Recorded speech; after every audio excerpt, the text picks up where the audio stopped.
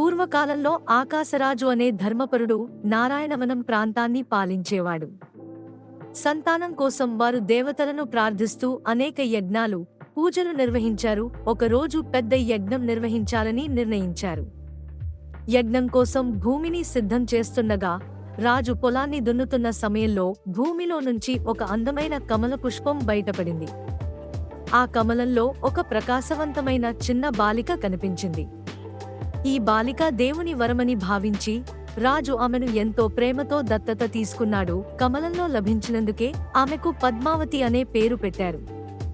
పద్మావతి చిన్నప్పటి నుంచే ఎంతో అందంగా, వినయంగా, భక్తితో పెరిగింది. ఆమె రూపం, స్వభావం దేవిలా ఉండేది. అదే సమయంలో శ్రీ మహావిష్ణువు భూమిపై శ్రీనివాస స్వామిగా తిరుమలలో అవతరించి నివసిస్తున్నాడు. తరువాత కాలంలో శ్రీనివాస స్వామి పద్మావతిని చూసి ఆమెను వివాహం చేసుకోవాలని నిర్ణయించాడు.